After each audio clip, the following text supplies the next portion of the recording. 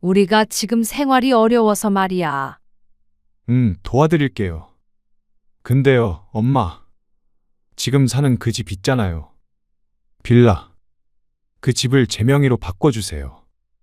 뭐? 이미 서울 집 팔아서 그 돈 너희 줬잖아. 이 집까지 너한테 줘버리면 어떻게 살라는 말이야? 명의를 저희 걸로 한다고 엄마 아빠 거기서 나가시라는 게 아니에요. 오해하지 마세요. 됐다. 안 도와줘도 된다. 오늘 이야기 속 주인공은 64세 이복순 씨입니다. 그리고 그녀의 아들과 며느리에 관한 이야기이죠. 이 씨는 말년의 자식에게 무조건적으로 퍼주는 것이 얼마나 부질없고 위험한 짓인지 몸소 깨닫게 되었습니다. 특히나 아들을 향한 사랑은 의미가 없었습니다. 아무리 주어도 돌아오는 것이 없었고 심지어 남은 것마저 안 준다고 부모에게 등을 돌렸습니다. 아들 결혼할 때 집을 팔아 보태주고 작은 집으로 이사했는데 막상 부모가 힘들어지자 아들네는 점점 멀어져 갔습니다. 자신들만 호의호식하면서 부모가 어떻게 살던지 상관이 없는 것 같았습니다. 그나마 남은 허름한 집마저 자신의 명의로 해주는 조건이 있어야 부모를 돕겠다는 아들이 사람인지 악마인지 분간이 가질 않았죠. 계산이 서질 않으면 부모고 자식이고 필요 없어진 시대인 것 같았습니다. 아니면 이 씨가 그렇게 키운 것이겠죠. 이미 많은 것을 주었지만 이제 더 이상은 줄 수 없겠다 싶었습니다. 이런 자식에게 주느니 어려운 사람에게 적선을 하는 게 나을 것 같았습니다. 그게 아니더라도 이 씨에게 자식이 아들 하나뿐인 것도 아니니 그만 아들에게 목매자 다짐했죠. 이 씨는 아들이 하나 그리고 그 밑으로 딸도 하나 있었습니다.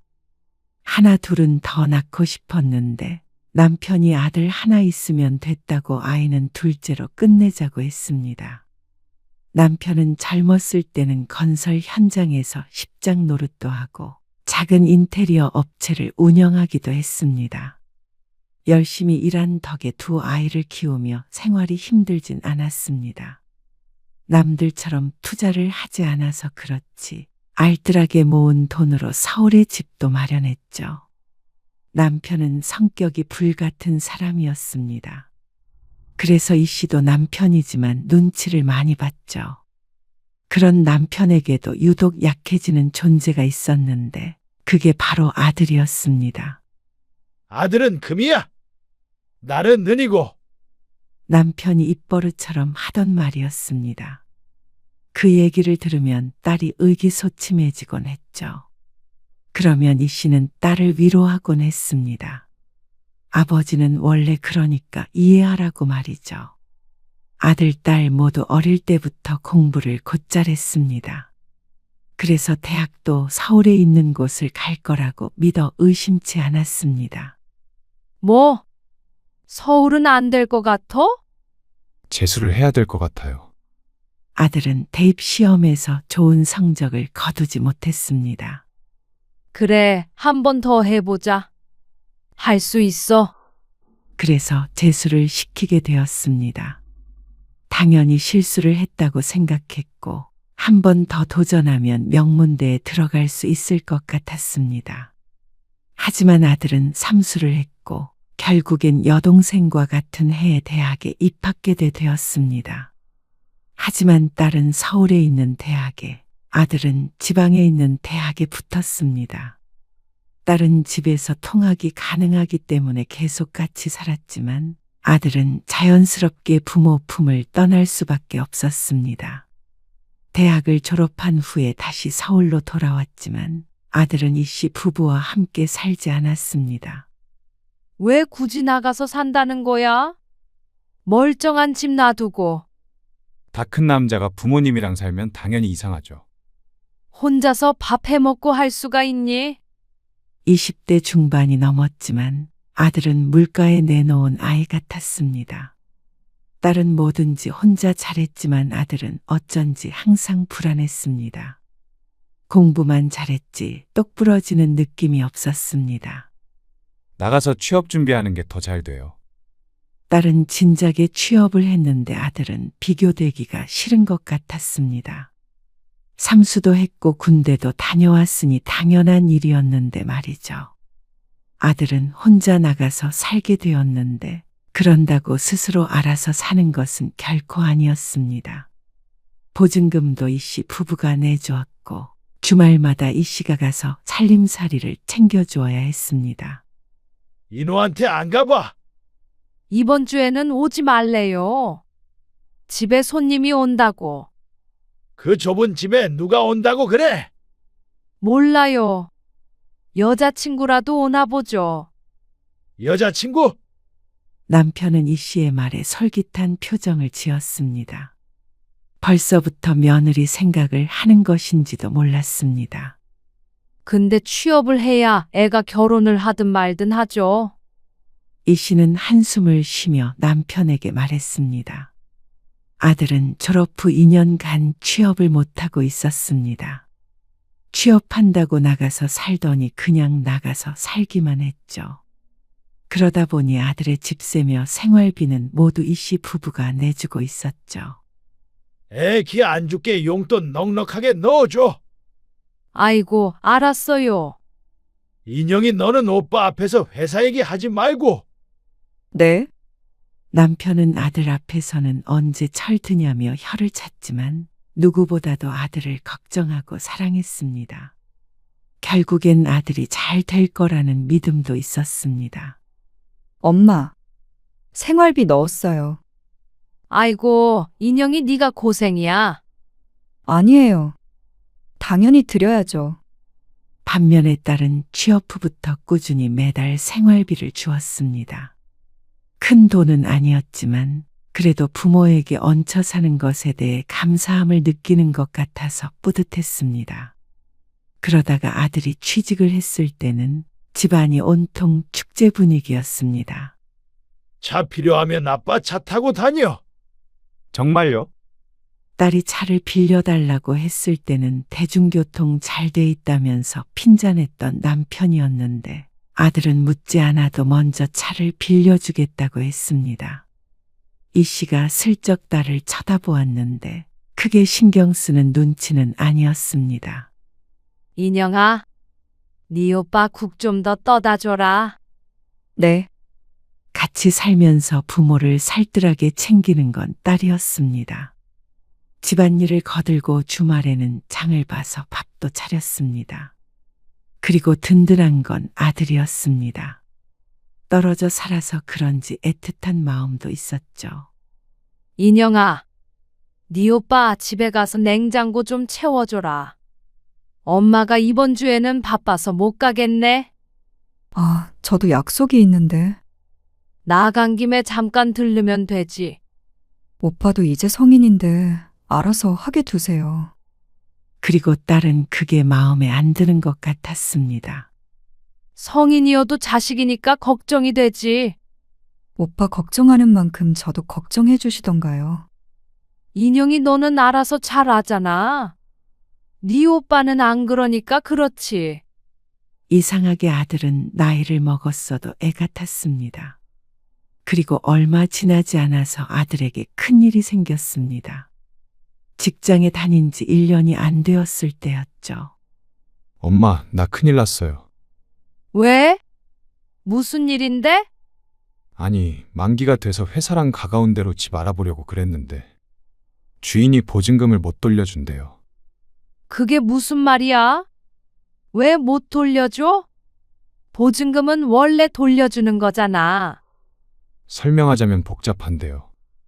사기당한 것 같아요. 보증금이 3천만 원이 들어가 있었는데 그건 이 씨 부부가 지원해 준 것이었습니다. 아들에게 입금해 주고 알아서 계약하게 했는데 그게 임대인과 직접 계약했던 게 아니고 무슨 대리인을 통해서 한 것이라고 했습니다. 그게 사기인지 뭔지 모르겠지만 잘못되어서 보증금을 못 돌려받게 되었다고 했습니다. 이 씨는 망연자실했습니다. 300만 원도 아니고 3천만 원이었습니다. 그걸 홀랑 날려먹은 아들 때문에 이 씨는 몇 날 며칠 알아야 했습니다. 그렇다고 사회초년생인 아들에게 그 돈을 알아서 하라고 할 수도 없는 노릇이었죠. 하필이면 남편 일도 잘 안 풀리던 때라 골치가 아팠습니다. 적금 깨서 보증금 내줘야지. 적금을 깨요? 아, 그러면 어떡해? 집에 들어와서 살라고 해야죠. 하지만 아들은 그것만은 극구 반대했습니다. 나이 30의 부모님과 사는 남자가 어디 있냐며 말이죠. 그것도 맞는 말이었습니다. 그래서 이 씨는 무리해서라도 자취를 할 수 있도록 도와주기로 했습니다. 물론 남편도 묵인했습니다. 딸은 그런 이 씨 부부를 답답해했습니다. 그러니까 오빠가 자립을 못하죠. 너도 부모 돼봐라. 엄마 아빠 마음 이해할 거다.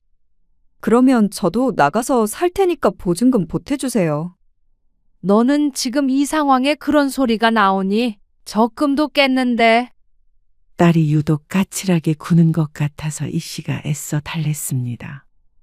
인영아, 그렇게 매정하게 굴지 마라. 너도 결국 나중에 오빠한테 기대고 살아야지. 제가요? 그래. 엄마 아빠 죽으면 네 오빠가 너한테 부모나 마찬가지인 거야. 딸은 납득하지 못하는 것 같았습니다. 아직 이해하지 못하는 모양이었죠. 딸은 입을 다물었습니다. 더 이상 말해봤자 소용없다는 듯이 말이죠. 아들은 새 집을 계약했고 보증금의 일부는 나중에 돌려받게 되었습니다. 하지만 그건 아들의 통장으로 들어갔고 아들이 비상금으로 가지고 있겠다고 해서 주었습니다. 그리고 그때쯤 딸도 독립을 했습니다. 이 씨 부부는 아들이 자리 잡을 때까지 물심양면 지원을 아끼지 않았습니다. 엄마, 나 결혼할 것 같아요. 그리고 30 중반에 결혼을 하겠다고 했습니다. 이 씨 부부의 바람보다도 늦은 시기였습니다. 전화기 너머로 들려오는 아들의 목소리에 기분이 들떴습니다. 남편도 무척 좋아했죠. 평소 무뚝뚝한 남편이 그렇게 웃는 것은 오랜만이었습니다.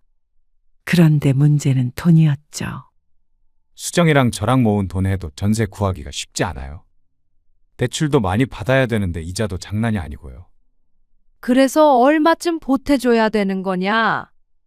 남편의 질문에 아들은 쉽게 대답하지 못했습니다. 큰 금액이 필요한 것 같았습니다. 아들이 결혼할 때 어느 정도 보태줄 생각은 하고 있었지만 부담스럽기는 했습니다. 솔직히 집 한 채 없이 결혼하는 거 조금 자존심 상하긴 해요. 그리고 아들은 이 씨에게만 따로 연락해서 속마음을 털어놓았습니다. 지금 살고 있는 집 보증금 빼서 보태도 요즘 집값이 장난이 아니니까요. 이 씨도 아들의 심정이 이해가 갔습니다. 이 씨의 지인들도 자식들 결혼시키며 죽는 소리를 하길래 어느 정도 마음의 준비도 하고 있었죠. 금 같은 아들인데 집은 해줘야지. 남편이 이 씨가 전한 말을 듣고 고개를 끄덕였습니다. 이 집 팔고 이사 가자고. 외곽으로 빠지면 될 거 아니야. 이 씨도 생각하고 있던 바였습니다.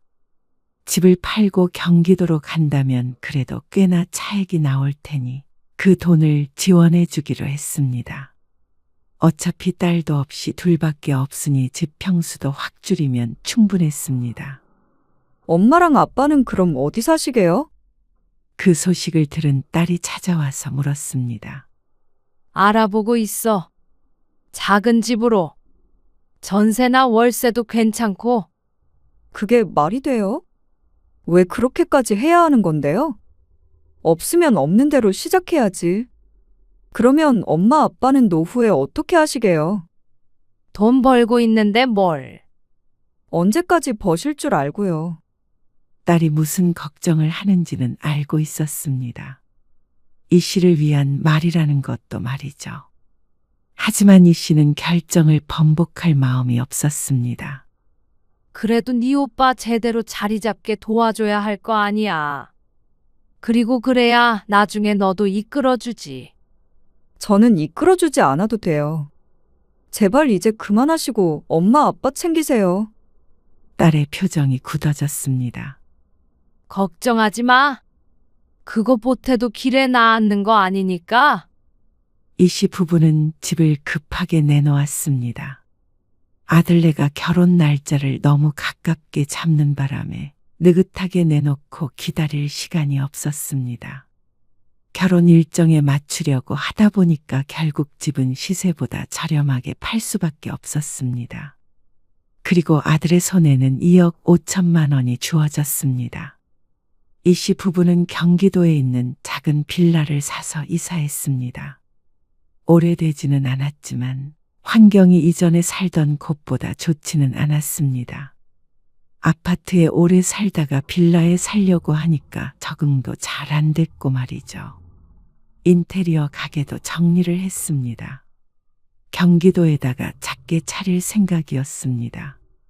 둘이서 입에 풀칠 날 정도로만 벌면 그만이라고 생각했습니다. 이씨 부부는 아들한테 억소리 나게 보태면서 장가를 보낼 수 있어서 다행이라고 생각했습니다. 아들 번듯하게 장가 잘 보내면 됐지. 뭐? 우리야 어디서든 살지. 그럼요. 부부가 그런 의미에서는 쿵짝이 잘 맞았습니다. 아들은 시작이 나쁘지 않았습니다.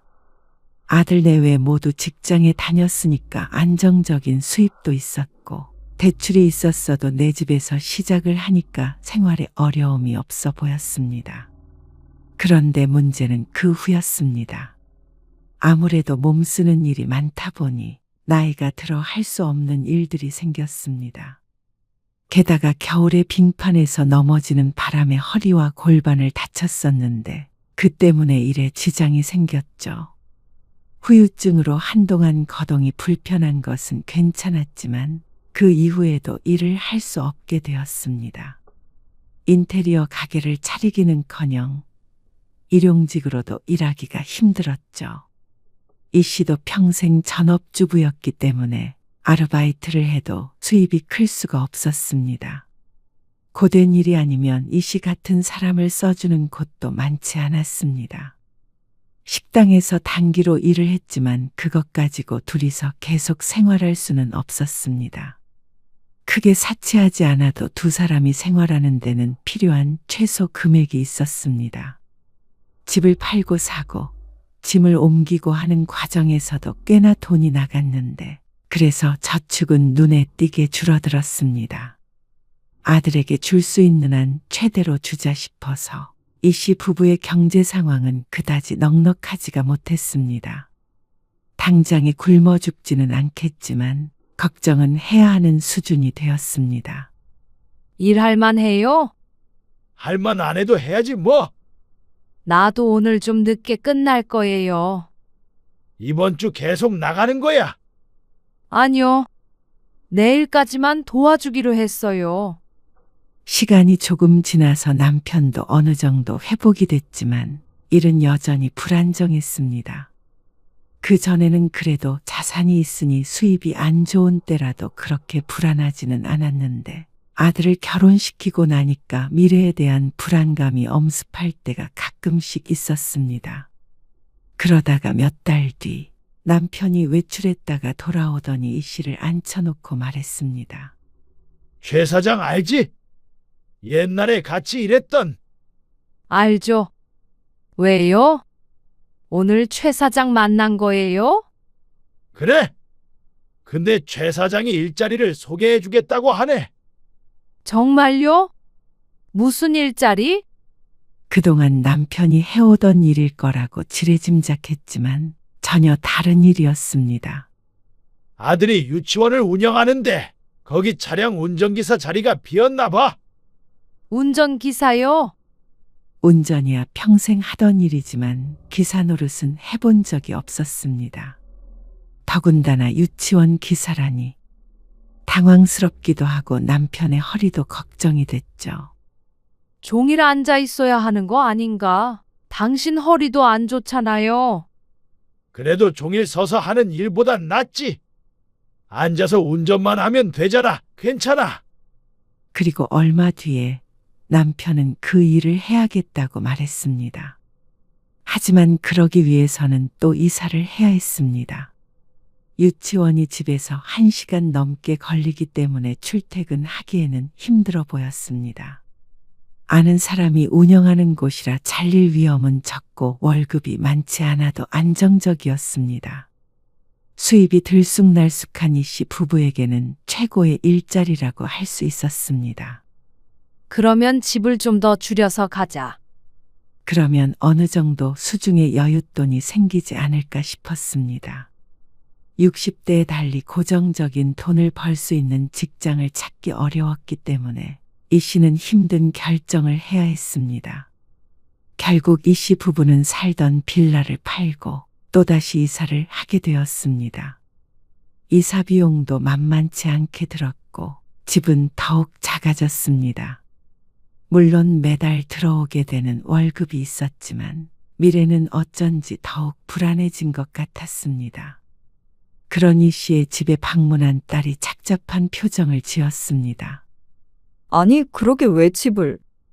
말을 끝까지 잇지를 못하고 한숨을 쉬었습니다. 이 씨도 딸이 무슨 말을 하고 싶은지 충분히 알고는 있었습니다. 하지만 그런다고 달라지는 게 없었습니다. 너무 힘들면 오빠한테 도움을 청하세요. 차라리. 네 오빠도 자리 잡고 힘들 텐데. 뭐가 힘들어요? 잘 살고 있는 것 같던데? 그 정도는 요구해도 되잖아요. 아이고, 됐다. 그러려고 그렇게 결혼시킨 줄 아냐? 잠시만요. 딸은 잠시 휴대폰을 몇 번 두드렸습니다. 그러더니 말했죠. 많이는 못 드리고요. 일단 그거라도 쓰세요. 딸이 독립하면서 주지 않던 생활비를 넣어줬습니다. 딸에게서 입금된 돈을 보자 고맙기도 했지만 왠지 모를 비참함이 느껴졌습니다. 너도 힘들 텐데. 그래도 부양해야 할 가족이 아직 없으니까요. 너는 결혼 안 해? 벌써 30이 훌쩍 넘었는데 아직도 결혼 소식이 없는 딸이 안타까워 물었습니다. 그러자 딸이 고개를 저었습니다. 혼자 살기도 힘들어요. 결혼하면 뭐가 저절로 나아져요? 푸념에 가까운 대답이었습니다. 그러고서 딸은 집으로 돌아갔습니다. 그래도 종종 들여다봐줘서 고마웠습니다. 역시 딸은 딸인가 보다 싶었죠. 하지만 갑갑한 마음은 해소되지 않았습니다. 여보, 나 출근해. 다녀와요. 출근하는 남편의 표정이 무척 어두웠습니다. 최근 들어서 그랬습니다. 혹시나 허리가 아파서 그런가 싶어서 물었더니 그건 아니라고 고개를 저었습니다. 그런데 왜 그런지 제대로 얘기를 안 해줬죠. 그런데 퇴근해서 돌아올 시간이 한참 지났는데도 남편이 돌아오질 않았습니다. 전화를 해도 받지 않아서 걱정된 마음에 집 밖을 나서서 골목을 두리번거렸습니다. 그렇게 30분쯤 서 있었을까요? 멀리서 휘청거리는 발걸음으로 집을 향해 다가오고 있는 남편이 보였습니다. 여보, 잔뜩 취한 것 같았습니다. 말이 꼬이고 평소의 칼칼한 목소리가 아니라 힘 빠진 노인네 목소리가 났습니다. 무슨 술을 이렇게 많이 마셨어요? 나 이제 일 못해. 그게 무슨 말이에요? 오늘 유치원에서 무슨 일 있던 거예요? 그런데 자세히 보니까 얼굴에는 못 보던 상처가 있었습니다. 심한 것은 아니었지만 무언가에 긁힌 자국 같았습니다. 술 먹고 어디서 넘어졌나 싶었는데 남편의 말에 이 씨의 눈이 크게 떠졌습니다. 유치원 원장 부인 말이야. 그 여자가 뭘 집어 던져가지고. 뭐라고요? 원장 부인이면 최 사장 며느리 아니에요? 맞아. 이어지는 말들이 충격적이었습니다. 그동안에도 갑질을 하고 사람을 무시하는 경향이 있었는데 이 씨가 나이가 많은 것을 가지고 학부모에게서 항의를 받았다고 했습니다. 운전 스타일이 거친에 어쩌네 했던 모양인지 언성을 높이다가 분에 못 이겨서 연필꽂이를 집어던졌다는데 이게 사람이 할 짓인가 싶었습니다. 그것도 시아버지의 지인에게 말이죠. 당신이 최 사장이랑 친한 건 알고 있어요? 그 여자랑은 그런 얘기는 해본 적 없는데 알기야 알겠지. 미쳐 돌아가는 세상이었습니다. 당장에 경찰에 신고해요. 아, 그래도 어떻게 최 사장 며느리를 신고해. 그냥 조용히 일 그만둬야지. 호랑이 같았던 양반이 왜 이렇게 힘없는 노인네가 됐나 싶었습니다. 곧 7순이 아니라 8순은 넘은 것 같았습니다. 나이 들면 힘이야 빠지기 마련이지만 남편은 절망스러운 것 같았습니다. 아무래도 갑자기 몸도 안 좋아지고 일적으로도 여태 쌓아온 모든 게 무너진 듯한 기분이 들어서인 것 같았죠. 최 사장에게서는 사과의 연락이 왔고 치료를 받으라며 20만 원도 송금되었습니다. 하지만 사람에게 그렇게 모멸감을 줘놓고 20만 원으로 퉁치려 하는 것이 더 괘씸했죠. 딸도 노발대발해서 쫓아가려고 했는데 이 씨가 말렸습니다. 괜히 일을 크게 키우지 말라고 했습니다. 남편이 원하지 않았죠. 인호한테서는 연락 없고. 요즘 바쁜가 봐요. 아들은 결혼 후에 부쩍 바빠졌습니다. 연락이 뜸해졌습니다. 처음에는 그래도 아들 며느리 번갈아가며 일주일에 한 번씩은 전화가 왔었는데 이제는 부모가 잘 지내는지 궁금하지도 않은 것 같았습니다.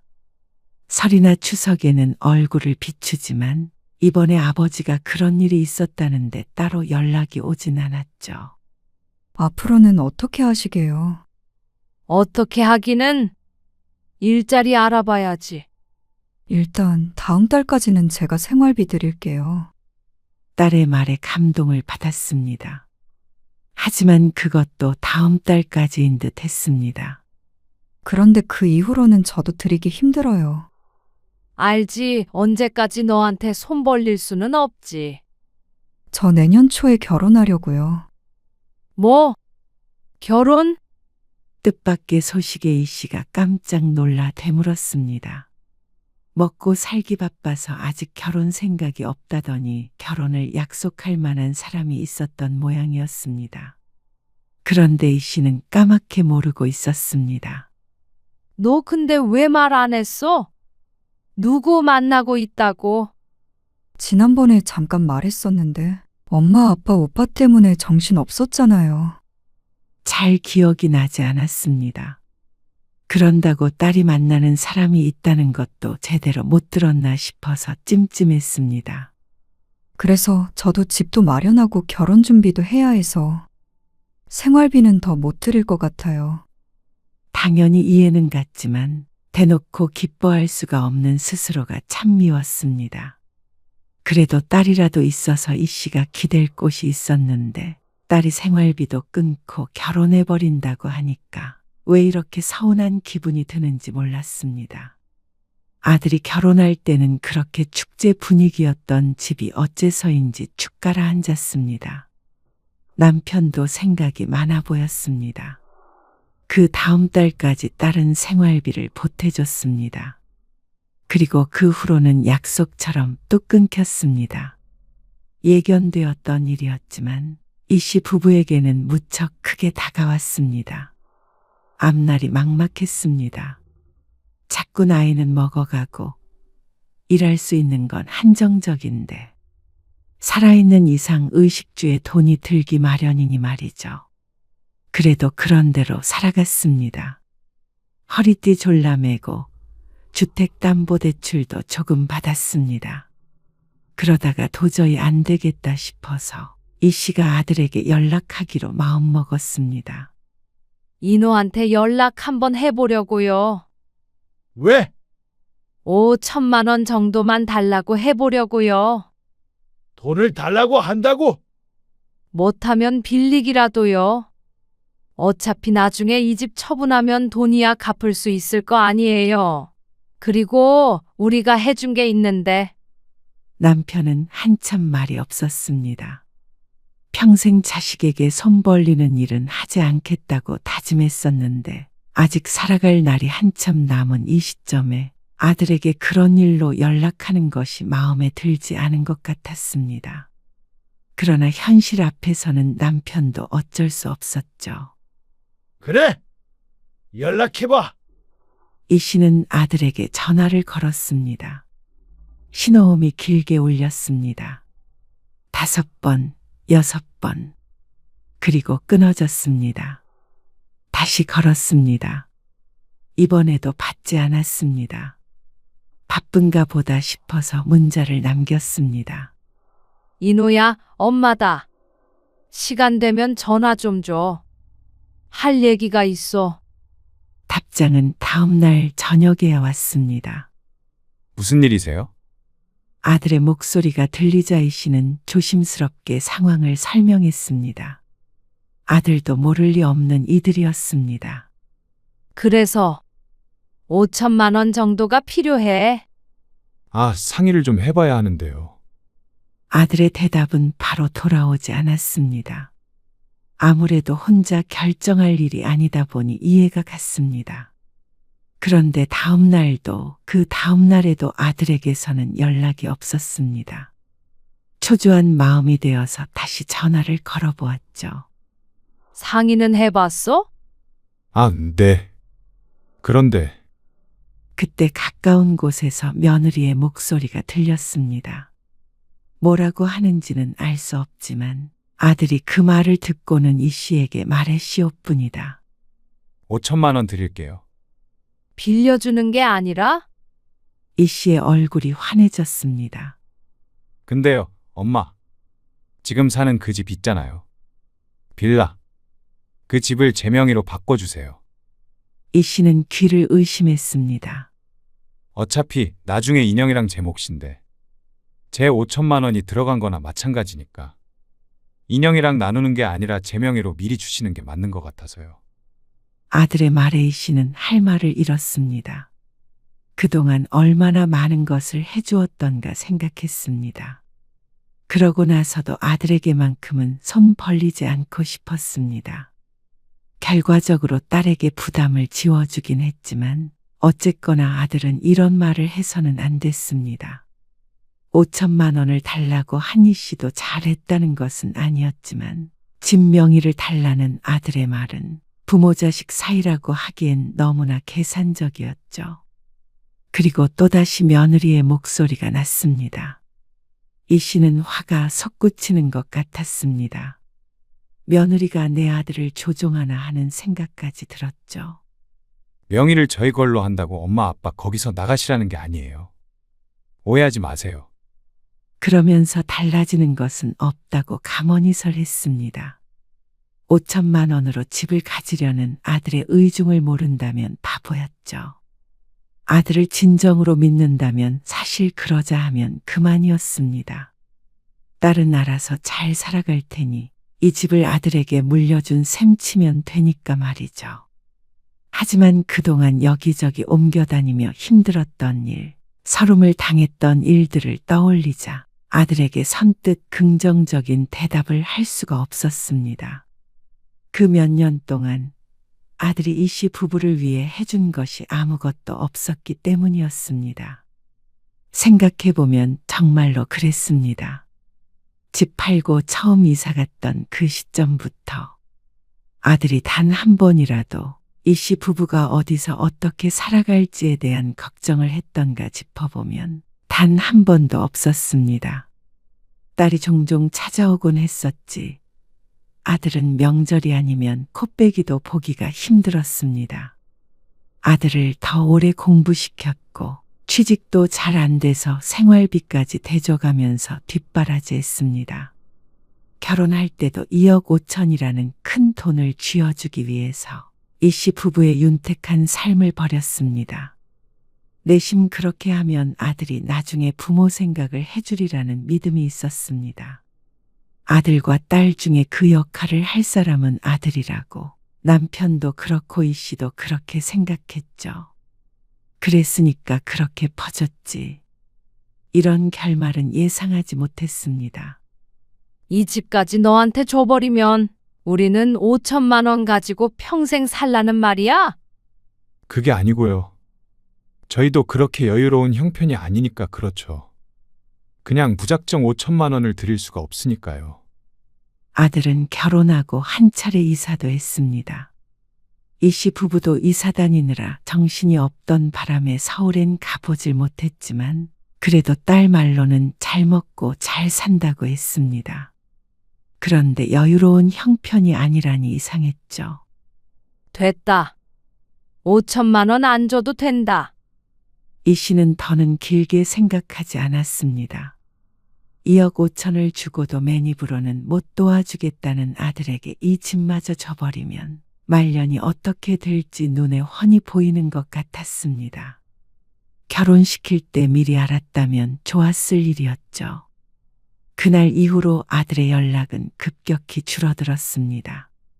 흔한 안부 연락도 없었습니다.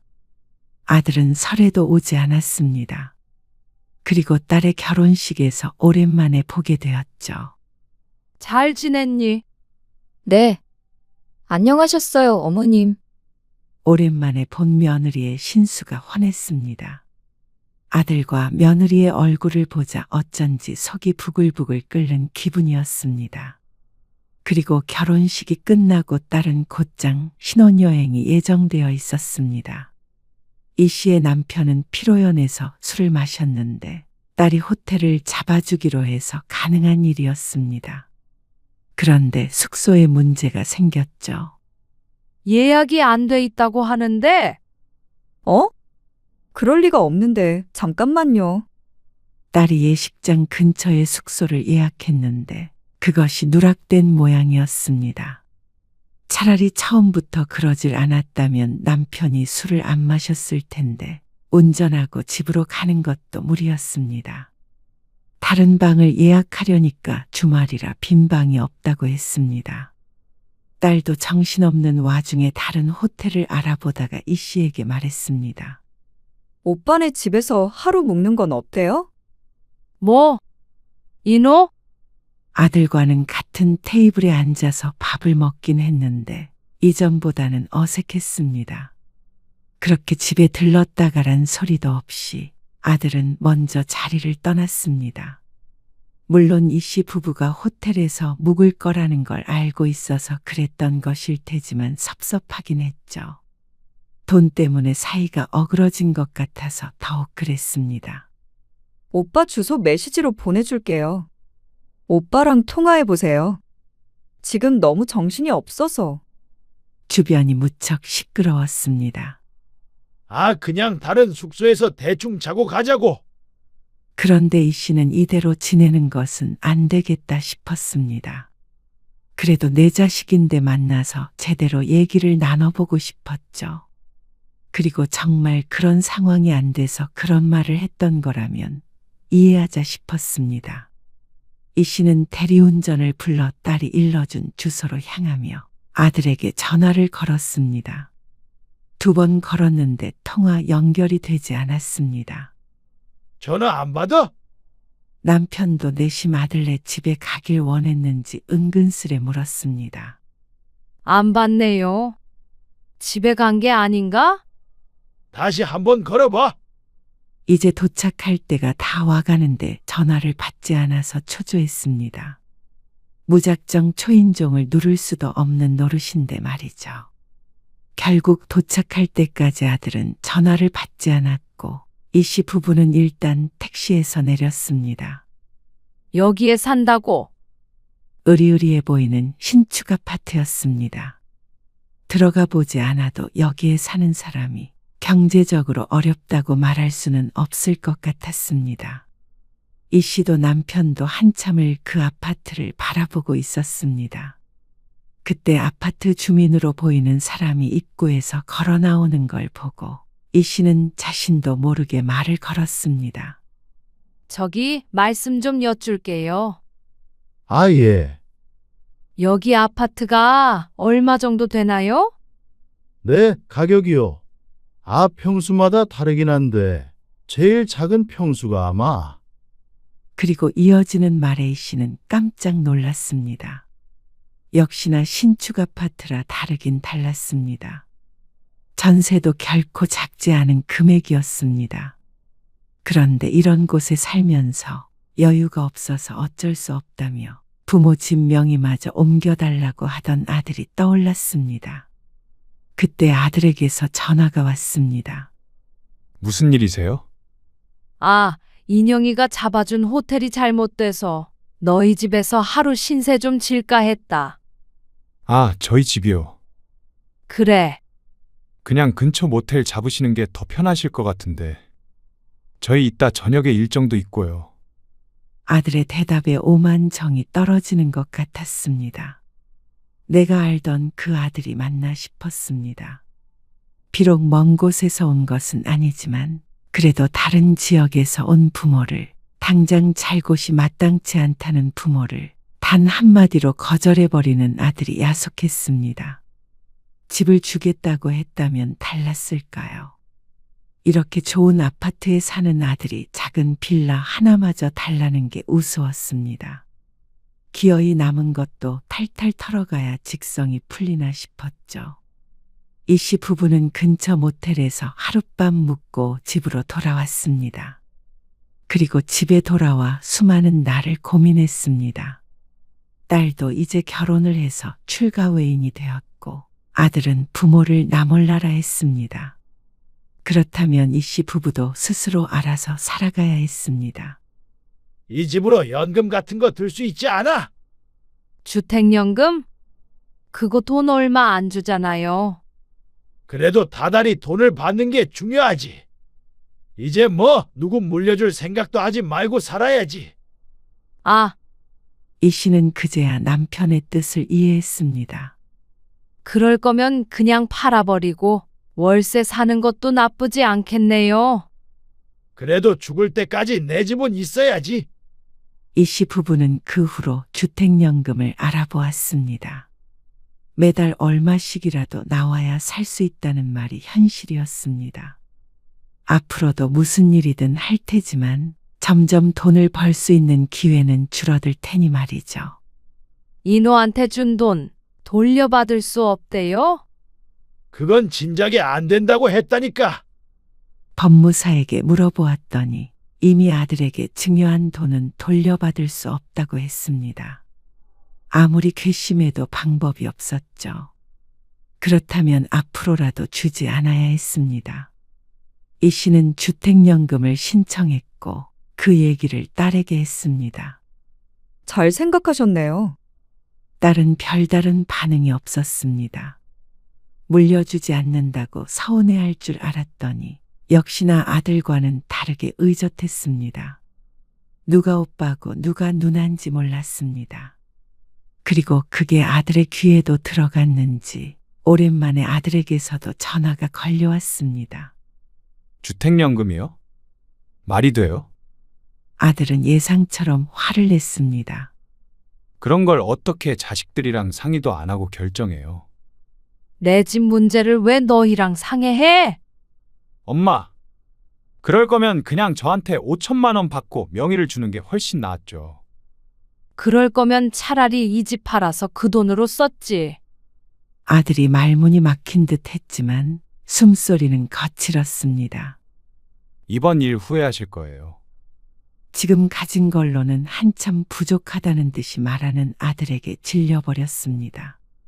부모가 그렇게 힘들다고 해도 거들떠도 안 보더니 자기 앞으로 떨어질 몫이 줄어들자 득달같이 전화해서 따지고 드는 아들을 더 이상 자식으로 생각하지 않기로 했습니다. 여태껏 뒷바라지했던 과거조차도 후회스러울 지경이었습니다.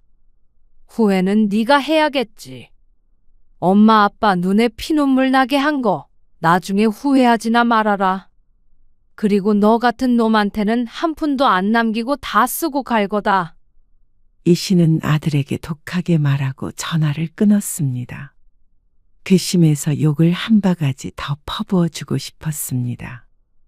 남편은 아들에게 호통을 치는 게 아니라 시름시름 앓았습니다. 아들을 사랑했던 만큼 실망도 더 큰 모양이었습니다. 이 씨의 속도 말이 아니었습니다. 하지만 그렇게 주저앉아 있을 수만은 없었습니다. 주택연금을 받는다고 해도 몇십만 원이기에 생활에 크게 영향이 있지는 않았습니다. 그렇다면 둘 다 돈을 벌어야 했습니다. 어쩌다 이렇게 됐나 허탈했습니다. 아들만 믿고 살았는데 말이죠. 당신이 아들은 금이고 딸은 은이라면서요. 한숨 같은 이 씨의 말에 남편은 대답이 없었습니다. 내가 봤을 때 딸이 금이야. 그래도 딸은 그동안 이 씨 부부에게 참 잘했습니다. 같이 살며 생활비까지 내고 사는 자식이 어디 흔할까요? 아들만 챙기다 보니 그런 딸에게 더 잘해주지 못한 것 같았습니다. 김서방은 잘 있어? 이제는 딸 하나만 있다고 생각하고 살기로 결심했습니다. 처음부터 아들은 없었던 셈치기로 말이죠. 잘 있죠? 무슨 일이세요? 그냥 전화했지. 언제 한번 안 오나 하고. 아, 이번 달에는 좀 힘들고요. 다음 달쯤에 한 번 시간 내볼게요. 그런데 그런 딸도 결혼을 하고 나니까 거리가 느껴졌습니다. 아무래도 가정이 생기고 나니까 달라질 수밖에 없겠구나 싶긴 했습니다. 하지만 그런 일이 계속되자 딸에게도 서운했습니다.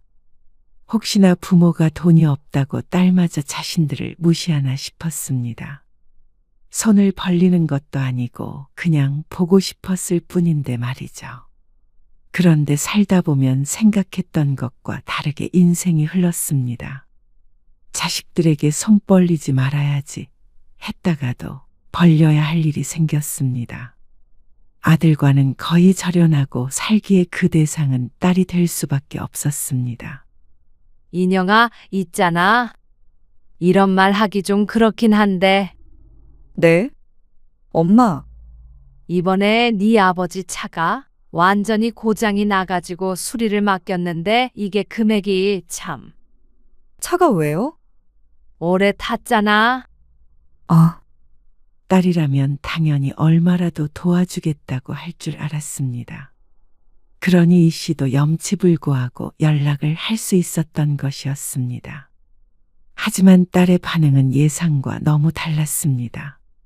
엄마, 그때도 말했지만 나도 이제 결혼하면 엄마 아빠 못 챙겨요. 그리고 그럴 의무도 없고. 뭐? 자식이 부모에게 의무가 없다니.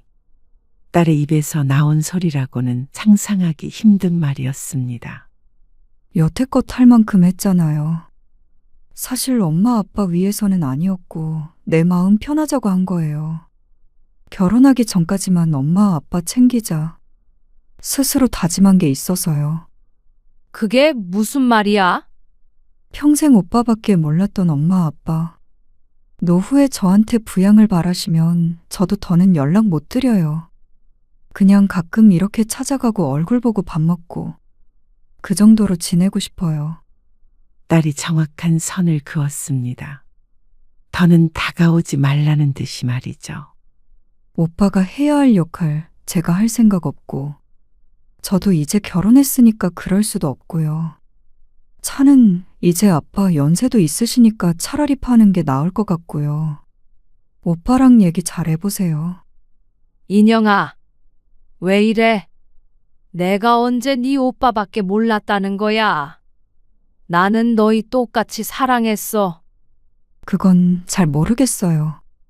저는 엄마한테 오빠 같은 지원도 받은 적 없고 결혼할 때도 제가 알아서 했잖아요. 2억 5천이 아니라 2,500도 안 해주셔서 와닿지는 않네요. 딸이 무척 차갑게 느껴졌습니다. 아무 말도 한 적이 없어서 서운해하고 있을 거란 생각을 하지 못했습니다. 그걸 따지려고 하는 말은 아니고요. 앞으로는 저한테 더 이상 그런 부탁은 안 하셨으면 해요. 그 말이 가슴에 비수처럼 꽂혔습니다. 그동안 보지 못했던 것을 엿본 기분이었습니다. 미안하다.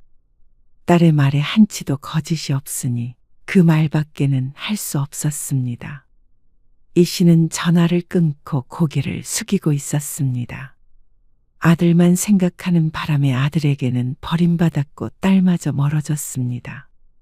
그리고 그 모든 시작이 이 씨 부부라는 건 부정할 수 없는 사실이었죠. 스스로를 돌보지 못한 어리석은 선택이 말년을 비참하게 만들었습니다. 평생 사랑을 쏟아부었던 아들에겐 재산을 안 주겠다고 작은 복수를 했지만 결국 일은 돈이 더 컸고 마지막은 누구에게도 기대지 못한 채 쓸쓸히 살아가게 될 것 같았습니다. 금이니 은이니 따지던 세월이 무색하게 이 씨 부부의 곁에는 아무도 없었습니다.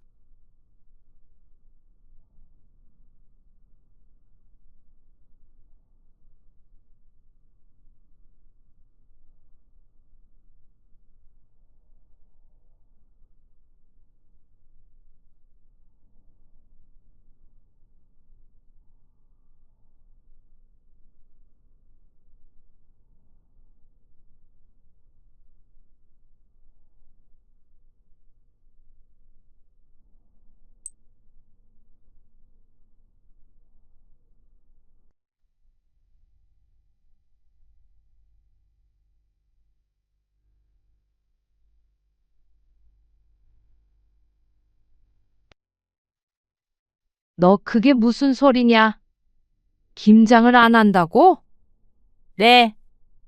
건강이 안 좋아서 올해부터는 그렇게 하려고요. 병원에서도 무리하지 말라고 했어요. 그런다고 김장을 안 해? 김치 몇 포기 담그는 거 가지고 누가 무리를 한대? 죄송해요. 이제는 저도 제 몸 돌보며 살려고요. 아, 누가 돌보지 말래? 여든 넘은 나도 하는 일을 왜 못한다는 거야? 젊은 애가. 계속 살도 빠지고 이러다가 또 건강 악화되면 그때 가서 후회하고 싶지 않아요. 신정에도 안 갈 거고요. 구정에도 이제 안 가요. 뭐야? 대신 지혜 아빠는 갈 테니까 너무 서운해하지 마세요. 오늘 이야기 속 주인공은 53세 김인선 씨입니다. 그리고 그녀의 시집 식구들에 관한 이야기이죠. 물론 거기에는 김 씨의 남편도 포함이 될 수밖에 없었습니다. 시집살이는 남편이 시키는 것이라는 말이 있듯이 말이죠. 김 씨는 언제쯤 시집 행사에서 벗어날까 한탄만 하며 살아왔습니다. 하지만 암에 걸리고 낫기도 해보니까 죽을 고비를 넘겼다고 생각하니까 그동안 전전긍긍하며 살아온 세월이 부질없이 느껴졌습니다. 무엇 때문에 그토록 눈치를 보며 서러운 세월을 보냈을까? 큰 고비를 넘긴 며느리도 못 부려먹어 안달인 시집 식구들의 민낯을 보니 정신이 깨는 기분이었습니다. 행복하게만 살아도 부족한 인생이었습니다. 시어머니라고 한들 김 씨의 인생을 괴롭게 만들 수 없었습니다. 김 씨 스스로가 마음 먹는다면 말이죠. 그 마음을 먹는 데까지 오래도 걸렸습니다. 죽음에 맞닿은 이후에야 그런 용기가 생겼습니다. 더 이상 무서울 것이 없었습니다. 그리고 평생 제대로 된 내 편이 되어주지 못했던 남편마저 등질 각오를 하니 김 씨를 막을 수 있는 사람은 없었죠. 그래서 암에 걸린 며느리에게 그래도 김장하러 오라는 시집 식구들은 김 씨의 인생에서 지워버릴 작정이었습니다. 김 씨는 결혼한 직후 자신의 운명을 예감했습니다. 혹독한 시집살이가 될 것 같았습니다. 신혼 첫 해부터 시어머니의 기대는 명확했습니다. 제사는 며느리가 준비하는 것이고 명절 음식은 며느리의 손에서 나오는 것이며 시댁 어른들의 생신상은 며느리가 차리는 것이었습니다. 시어머니는 그것이 당연한 도리라고 생각했습니다. 김 씨가 하필이면 유일한 며느리인 것이 불행이었죠. 너는 이제 김 씨가 아니라 강 씨라고 생각하고 살아야 하는 거야. 지금 생각해보면 황당했던 시어머니의 말이 왜 그토록 무서웠는지 김 씨는 정말 강씨로 뼈를 묻어야 하는 건가 싶어서 겁을 먹었었죠. 그래서 김 씨는 바보처럼 고개를 끄덕였습니다. 남편은 장남이었습니다. 그렇기에 모두들 김 씨가 책임에 따르는 것을 당연시했습니다. 당신은 왜 밥 안 먹어? 설거지 해야 해서. 밥을 먹고 해야지 설거지는. 어머님이 이거 해놓고 먹으라고 하셨어. 어머니도 참. 산더미처럼 쌓인 그릇들을 보며 남편은 한숨을 쉬었습니다. 하지만 그렇다고 고무장갑을 달라고 하지도 않았습니다. 남편도 고생하는 김 씨를 안타까워하긴 했지만 그래도 그건 며느리가 하는 일이 맞다고 생각했습니다. 그렇게 커왔으니 당연했습니다. 며느리들이 노동을 하는 것이 당연한 환경에서 컸으니까 이상하다고 생각을 못한 것이었습니다. 아내가 안타까운 것은 별개의 문제였고 말이죠. 그렇기 때문에 김 씨도 자연스럽게 이건 내 일이라는 생각을 할 수밖에 없었죠. 산적이랑 곶감 가지고 와라. 아네. 잠시만요. 다음 날 차례상을 차리다 시어머니의 말에 서둘러 산적과 곶감이 담긴 제기를 들고 다가갔습니다. 그러자 시어머니가 인상을 쓰며 핀잔했습니다. 너는 그거를 쟁반에 받쳐서 가지고 와야지. 맨손으로 들고 와. 친정에서 그렇게 가르쳤어? 어쩌면 예의가 아닌지도 몰랐습니다. 20대 어린 나이에 모르는 것 투성이었죠. 하지만 시어머니는 가르침보다도 꾸짖음이 늘 먼저였습니다. 그럴 때면 자꾸만 주눅이 들고는 했고 김 씨 스스로가 모자란 사람이 된 것만 같았습니다. 너는 제사상 놓는 순서도 모르니? 아, 보고 배울게요. 잘 봐도 금방 네가 물려받아야 할 거 아니니? 시어머니의 말에 김 씨의 얼굴이 거무죽죽해졌습니다. 도저히 자신이 없었죠. 하지만 맏며느리라는 것이 그런 거라고 했습니다. 차례상이 다 차려지면 뒤쪽에 멀찌감치 떨어져 서 있다가 부르면 얼른 달려가서 심부름을 해야 했습니다. 그것이 시집에서 며느리의 위치였습니다. 우리는 다른 사람들 다 먹으면 먹자. 네.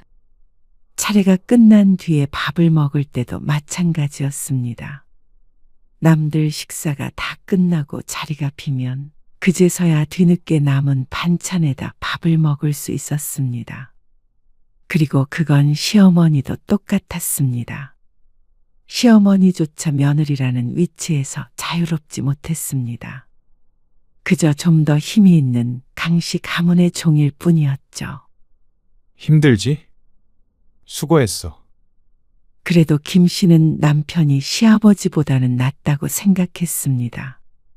시어머니나 며느리에게 수고했다는 말 한마디도 없는 시아버지보다는 그래도 아내 걱정을 해주는 남편이 다정하다고 생각했습니다. 바보처럼 말이죠. 명절만이라면 다행이었을 텐데 김 씨는 시집에 가족 행사가 이토록 많은 줄은 처음 알았습니다. 명절과 제사, 어버이날, 그리고 가족들 생일까지 하나하나 챙겼는데 하나하나 시집 식구들에겐 큰 행사였습니다. 김 씨의 친정에는 전혀 없는 문화였습니다.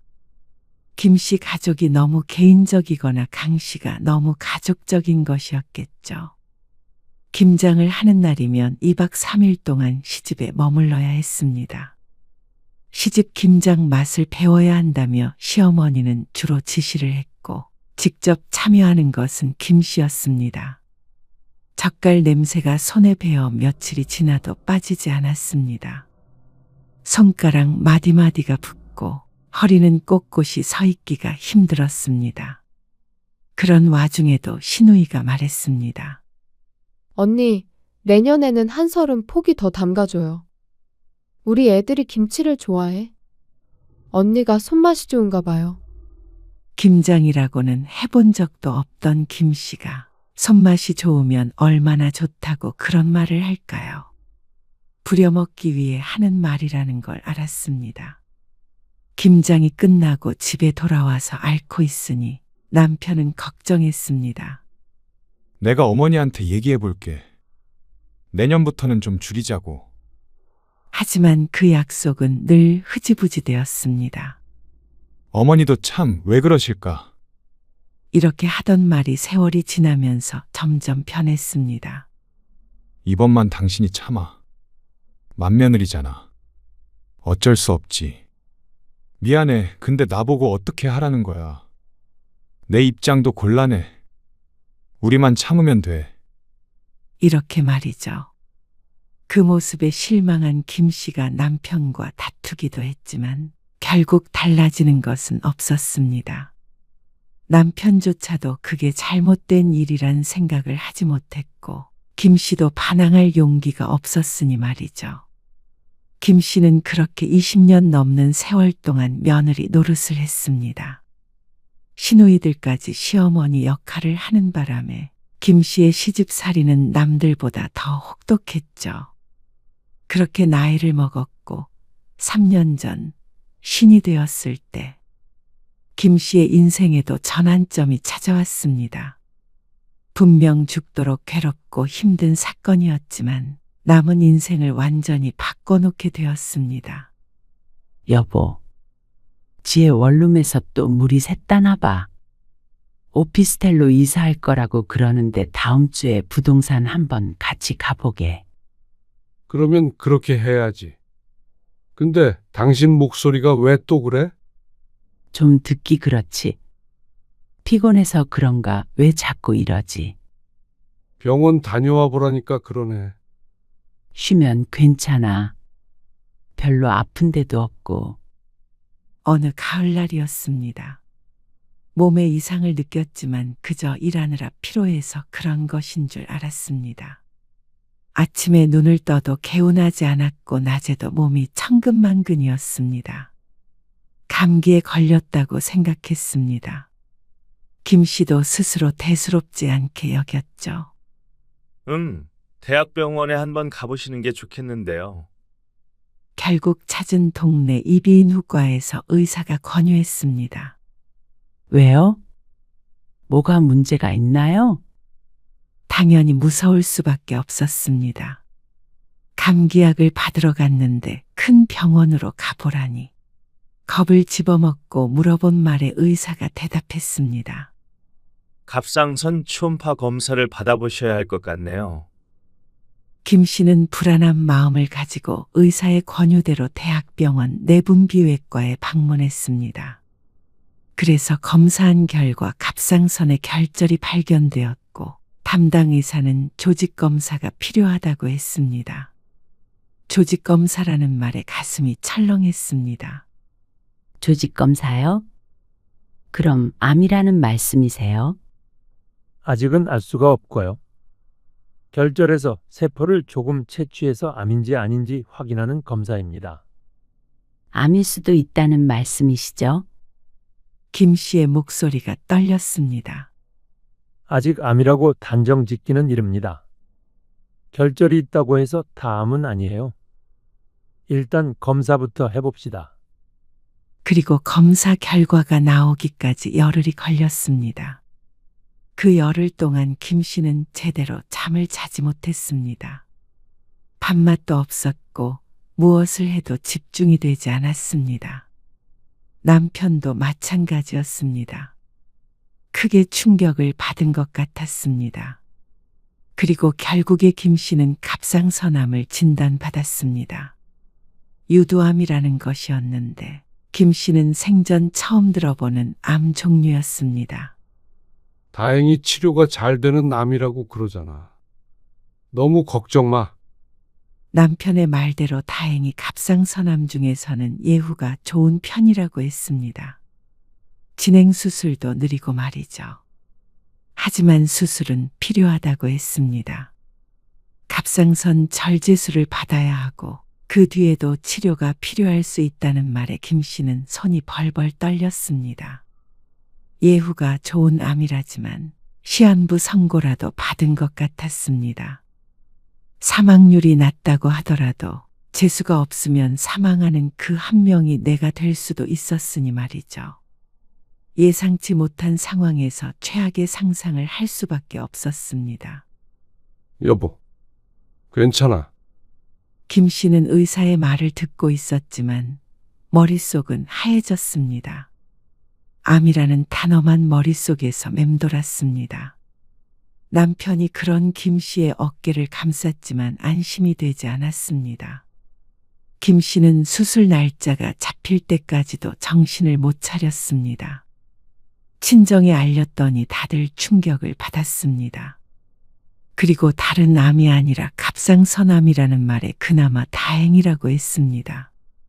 하지만 그건 남들 이야기였고 본인에겐 전혀 다행이 아니었습니다. 누구든 그랬을 것입니다. 갑상선암이든 무슨 암이든 다행이라고 스스로 생각하는 사람이 있을까요? 딸은 눈물바람이었습니다. 엄마가 왜 암에 걸려? 그러게 말이야. 이게 다 할머니랑 고모들 때문이야. 지혜야. 내 말이 맞잖아. 엄마가 할머니 아니면 스트레스 받을 일이 뭐 있어. 암은 전부 스트레스 때문이래잖아. 옆에 앉아있던 남편조차도 딸의 말에 별다른 반박을 하지 못했습니다. 영없는 소리가 아닌 건 아는 모양이었죠. 그리고 수술 날짜가 정해졌을 때 카카오톡 단체 채팅방에 신우이의 글이 올라왔습니다. 우리 김장 언제쯤 할 거야? 배추 사야 하잖아. 막내 신우이도 동조했습니다. 다음 달에 해야지. 이번에 좀 더 많이 해. 김 씨 부부와 두 신우이 부부가 들어와 있는 채팅방이었습니다. 김 씨도 김 씨 남편도 대답이 없자 신우이가 재촉했습니다. 오빠, 언니, 김장 언제 하냐니까. 엄마가 물어보래. 남편이 휴대폰을 내려다보며 한숨을 쉬는 걸 보고 김 씨는 울컥했습니다. 왜 못 간다는 말을 못하는지. 다음 달이면 수술 전이든 후든 그때쯤이었습니다. 당연히 김장이든 뭐든 갈 수가 없었죠. 김 씨가 휴대폰을 열어 답장을 보냈습니다. 저 암이래요. 그래서 다음 달 수술 받게 돼서 김장은 참석 못해요. 그랬더니 다들 잠시 대답이 없었습니다. 암이요? 그리고 막내 신우이가 되물었습니다. 놀란 듯 했습니다. 남편 쪽도 김 씨의 친정 쪽도 암에 걸린 사람이 없으니 놀랄만도 했습니다. 네, 갑상선암이에요. 그러자 다들 걱정하는 메시지들을 보냈습니다. 어쩌다 암에 걸렸냐, 몸은 괜찮냐, 수술은 언제냐, 심각한 건 아니냐. 상식적인 반응들이었습니다. 그래도 식구는 식구라고 걱정해주는 말에 마음이 뭉클했습니다. 일일이 답장을 하고 있는데 그때 막내 신우이가 보낸 메시지에 김 씨는 두 눈을 의심했습니다. 그럼 우리 김장은 어떻게 하지? 좀 미뤄야 하나?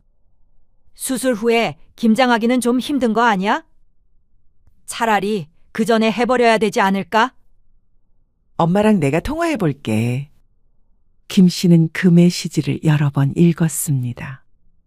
가족이 암 진단을 받았다는데 김장 걱정이 먼저라니. 수술 전에 해야 할지 후에 해야 할지 고민하는 걸 보면 기어이 김 씨를 김장하는데 참석시킬 생각인 듯 했습니다. 걱정이 된다는 말은 덤일 뿐 진짜 용건은 자기들 입에 들어간 김치였습니다. 그것만이 중요해 보였습니다. 김 씨는 씁쓸한 미소를 지었습니다. 정말 내 가족처럼 걱정해 주길 바란 것은 아니었으나 이런 반응이 돌아올 거라고는 생각하지 못했습니다. 그러면 그렇지. 시어머니나 시누이도 김 씨의 딸이 하는 소리를 들었으면 했습니다. 물론 그럴 일은 없겠지만 말이죠. 다음 달 수술은 잘 됐습니다. 시어머니와 시누이들은 이번 사흘째 되던 날 병문안 왔습니다. 고생했네. 그래도 이제 수술 끝났으니까 다행이다. 시어머니가 침대 옆에 앉으며 말했습니다. 언니, 생각보다 안색이 좋네요. 갑상선암 수술이 다른 암보다는 덜 힘들긴 한가 봐요. 시누이가 가벼운 어조로 말했습니다. 김 씨는 그 말에 대꾸하지 않았습니다. 멀쩡해 보이는 것과 실제로 멀쩡한 것은 다른 문제였습니다. 시어머니가 과일 바구니를 침대 옆 탁자에 올려놓으며 말했습니다. 병원에서 푹 쉬어라. 김장은 우리끼리 어떻게든 할 테니까. 네, 어머니. 감사합니다. 올케 없이 제대로 될까 모르겠네. 그렇다고 김장을 한없이 미룰 수도 없고. 시누이가 한숨을 쉬며 말하자 김 씨는 그냥 고개를 숙였습니다. 꼭 김 씨가 할 일을 어쩔 수 없이 자신들이 해주는 것처럼 생색을 냈습니다. 거기에다가 대고 감사하다고 해야 하는 자신의 처지가 어쩐지 처량하게 느껴졌습니다. 아니, 병실에 앉아있는 스스로가 처량했죠. 그럼에도 불구하고 남편은 옆에서 꺼다 놓은 보릿자루처럼 앉아 있었습니다. 김 씨는 시집 식구들 얼굴을 보고 싶지 않았습니다. 안 그래도 수술 후에 지치고 힘든 상황인데 말이죠. 적칼슘 무슨 증상이라는데 손발이 저리고 입 주위도 부었습니다. 이런 상태로 김장인이 뭐나 하는 소리는 별로 듣고 싶지 않았습니다. 하지만 시어머니와 시누이들은 앉아서 한참을 떠들다 갔습니다. 김장 배추가 요새 얼마다, 고춧가루는 비싸다 싸다 하면서 말이죠. 그리고 김장에 참석을 못하니까 돈을 더 걷어야 한다는 말까지 하는 걸 듣고는 상종하기조차 싫어졌습니다. 어머니, 애엄마 수술한 지 얼마 안 됐어요. 김장은 제가 갈게요. 네가 와봤자 뭘 한다고 그래. 그래도요. 배고프지 않으세요? 남편은 나름대로 김 씨의 눈치를 보고 시어머니를 밖으로 데려가려고 했지만 애둘러 말하는 뜻을 헤아리지 못하고 시어머니는 시누이들과 계속 대화를 나눴습니다. 그래도 평소보다도 김 씨의 편을 들어줬지만 그럼에도 불구하고 어쩐지 남편도 꼴보기 싫었습니다. 시집 식구들을 멀쩡할 때 보는 것과 아플 때 보는 것은 참 달랐습니다. 김 씨는 시어머니가 돌아간 뒤로도 멍하니 있었습니다. 가슴이 답답했습니다. 누가 목을 조르는 것 같기도 했습니다. 암 수술을 한 것도 아직도 실감이 나지 않았습니다. 시누이의 말처럼 다른 암보다 나을지는 몰라도 김 씨에게는 살면서 가장 죽음과 가까워졌던 순간이었습니다. 그걸 누구도 알아주지 않았지만 말이죠. 남편이 보호자 침대에서 잠들었고 김 씨는 창밖을 바라보며 울었습니다. 암 수술을 받은 환자에게 김장 얘기를 꺼내는 시어머니가 그리고 그 말을 듣고도 따지지 못했던 자신이 서러웠습니다. 퇴원 후에도 컨디션이 좋지 않았습니다. 면역이 떨어진 것인지 암 환자는 다 이런 것인지 모르겠지만 김 씨는 계속 몸이 안 좋았습니다. 그래서 수술 후 2달 뒤에 있었던 시누이의 생일에도 참석하지 못했습니다.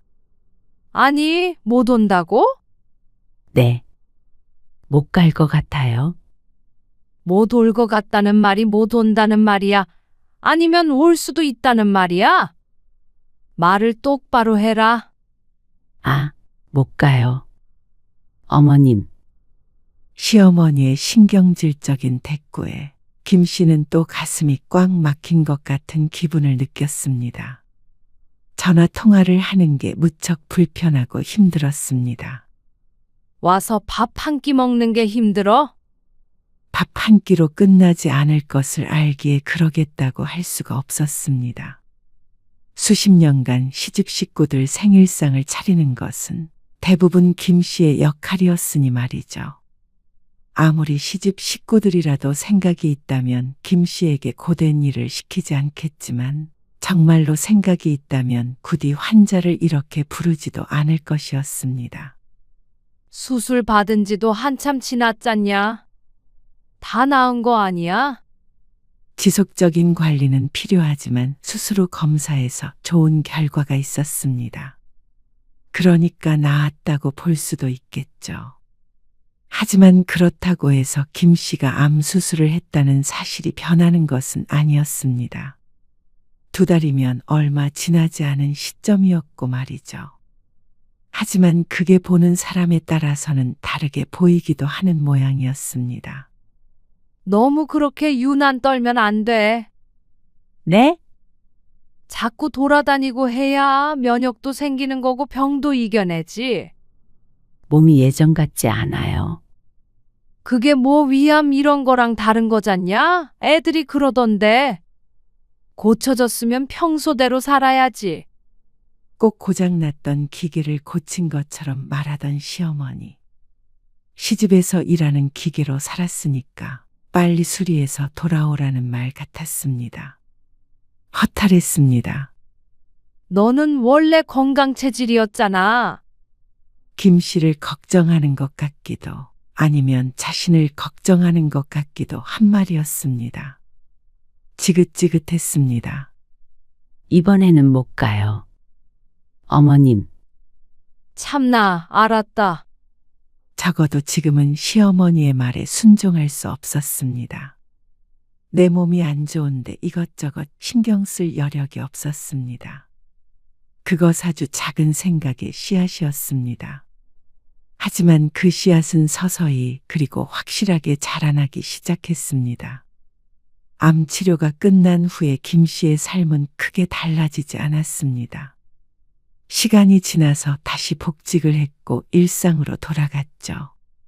하지만 그렇다고 시어머니의 말처럼 다시 건강 체질이 된 것은 아니었습니다.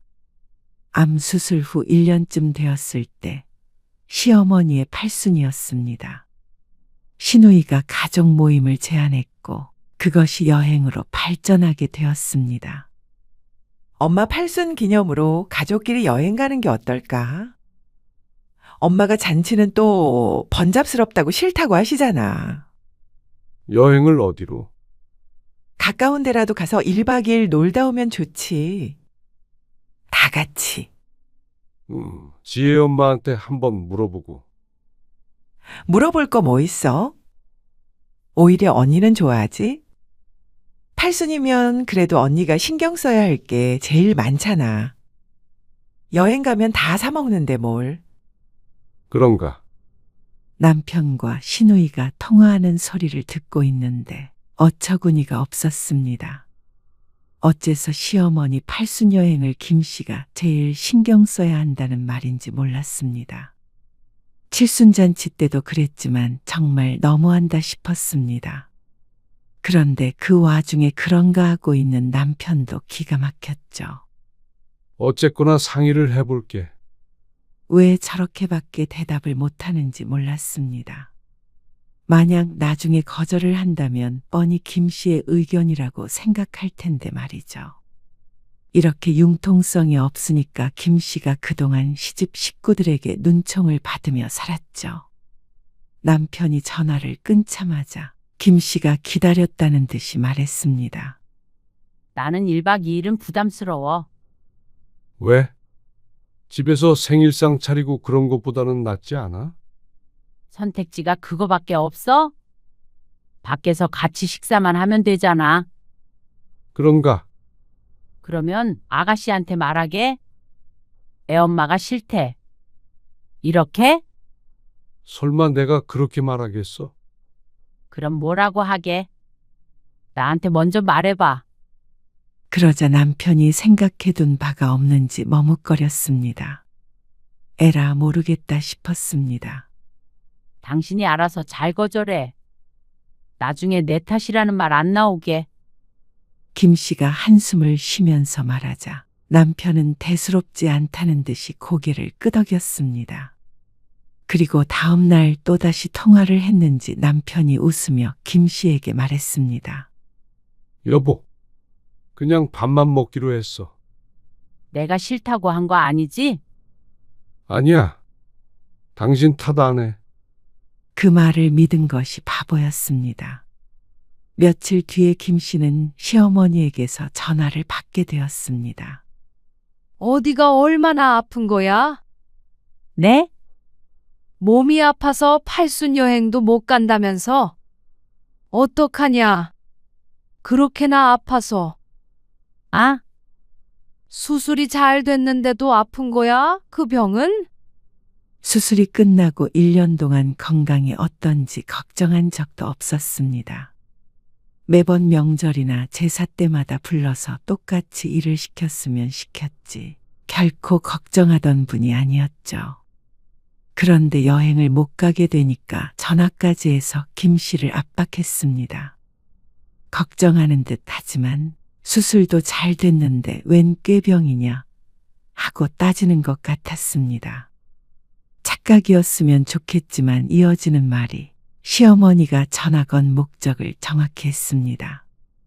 그래도 팔순이라는 게 인생에 한 번밖에 없는 거잖냐? 내가 오래 살아서 구순까지 지내고 가겠냐? 마지막이라고 생각하고 가까운 데라도 가서 바람 쐬고 오자. 너도 수술하고 어디 멀리 여행 간 적도 없잖아. 사람이 말이야. 그 행복하고 그러면 몸에서 좋은 기운이 나와. 그러면 아프지도 않는 거야. 그게 과학적으로 그렇대잖냐? 길게 하는 말이었지만 결국에는 아프더라도 자신의 팔순엔 여행을 갔으면 한다는 말이었습니다. 정 힘들면 왔다가 저녁에 가면 되잖냐? 김 씨가 망설이는 걸 느꼈는지 시어머니가 한 발짝 뒤로 물러났습니다. 이렇게까지 얘기하는데 끝까지 버티고 있을 수가 없었습니다. 잘 말해두었다더니 김 씨가 아픈 걸 핑계로 들면 어떡하나 남편이 원망스러웠습니다. 김 씨가 단순히 가족 여행을 가기 싫은 게 아니라 정말로 부담스러웠습니다. 겉으론 멀쩡해 보일지 몰라도 일상생활까지 전과 같은 것은 아니었습니다. 호르몬제를 복용하는데 그 때문인지 아니면 그냥 심리적인 것인지는 몰라도 자주 피로하고 잠을 제대로 자지 못했습니다. 그래서 예민해지기도 했죠. 남편은 같이 사니까 그런 모습들을 잘 알고 조심하지만 시어머니나 시누이들까지 그럴 리는 없었습니다. 배려받을 거라고 기대하고 가면 안 된다는 걸 잘 알고 있었습니다. 시집 식구들을 만날 때마다 인사처럼 하는 말이 멀쩡해 보이네, 다 나았네 하는 말들이었습니다. 그 말을 해야 김 씨를 부려먹는 것에 대한 죄책감이 덜어지기라도 한다는 듯이 말이죠. 결국 김 씨는 시집 가족 여행에 참석하게 되었습니다. 몸 너무 안 좋으면 저녁에 돌아오자. 그래도 김 씨가 암에 걸린 이후로는 전보다 김 씨를 걱정하는 모습을 보였습니다.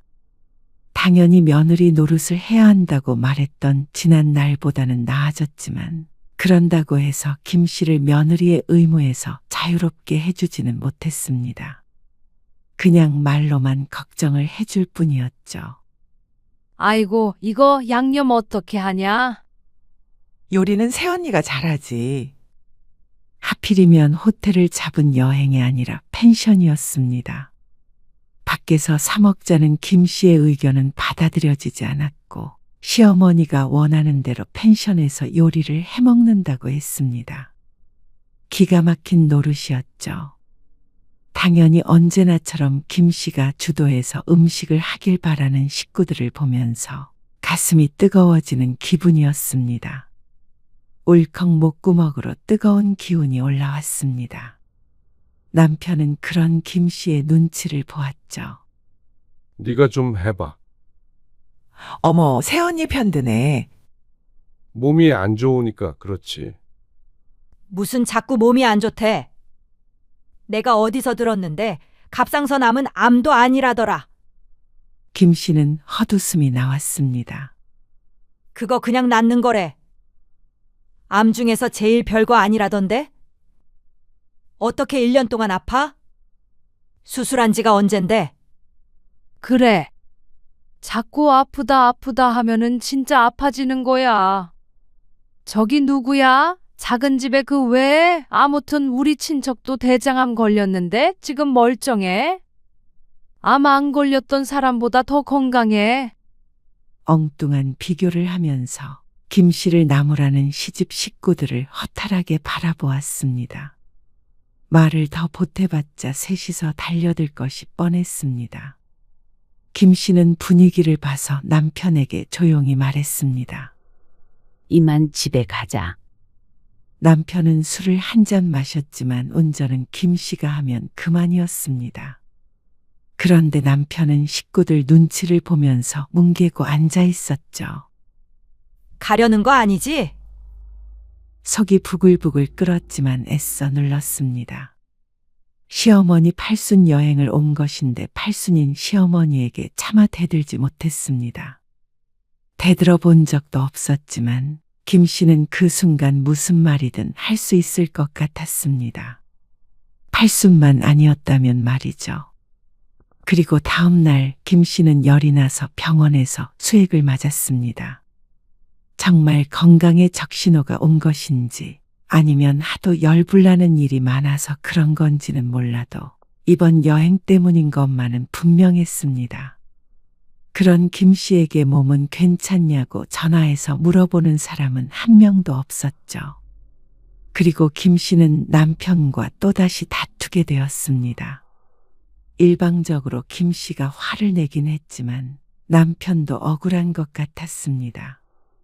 다른 날도 아니고 팔순인데 어머니 비위는 맞춰드려야 하잖아. 어쩔 수 없었어. 어쩔 수 없었다는 말로 모든 것이 용서되지 않았습니다. 남편이 제일 미웠습니다. 그리고 시간이 지날수록 시집 식구들은 김 씨의 건강에 대해 더욱 조심성을 잃어갔습니다. 당연히 점점 더 건강해지겠거니 생각하는 것 같았습니다. 전처럼 한 달에 한 번꼴로 행사를 했고 유일한 며느리인 김 씨를 찾았습니다. 그러다 보니 김 씨도 서서히 깨달은 바가 있었습니다. 내 몸은 내가 챙기자. 남편조차도 챙겨줄 수 없었습니다. 몸이 안 좋아서 이번 명절에는 좀 쉴게요. 뭐? 너는 정말 그 아프다는 소리 좀 안 하면 안 되냐? 김 씨는 전에는 하지 않았던 짓을 하기 시작했습니다. 시집에서 부른다고 무조건 갔던 지난날이 후회됐습니다. 그런다고 알아주는 사람이 없었고 김 씨의 몸만 축날 뿐이었습니다. 며느리인 네가 안 오면 명절을 어떻게 지내냐? 죄송해요. 아니 죄송하다면 다야? 왜 자꾸 몸이 아프대? 뭔 일만 있으면 귀신같이 몸이 알아채냐? 지난 제사에는 갔는데 꼭 매번 김 씨가 행사에 빠지는 것처럼 말했습니다. 하지만 말이라는 것은 더 이상 김 씨를 아프게 하지 못했습니다. 실제로 내 몸을 찌를 수도 없었고 공중으로 흩어지게 두면 되었습니다. 내 한 몸 건사하기 힘드니 그런 것들이 다 무슨 소용인가 생각이 되었습니다. 그리고 그런 김 씨를 시어머니는 무척 못마땅해 했습니다. 엄마, 왜 이렇게 살이 빠졌어? 살 빠진 것 같아? 조금 빠지긴 했어. 회사 일도 그렇고 건강도 그렇고 또 시집 일도 그렇고 신경 쓰는 일들이 많다 보니까 자꾸 체중이 줄었습니다. 혹시나 암이 재발했나 싶어서 검사해 보았지만 그건 아니었습니다. 그래도 걱정이 될 수밖에 없었죠. 건강 잘 챙겨, 진짜로. 딸의 표정을 보니 가슴이 아팠습니다. 혹시나 정말로 치료하지 못하는 암에 걸렸었다면 어땠을까 상상하니까 상상일 뿐인데도 무서웠습니다.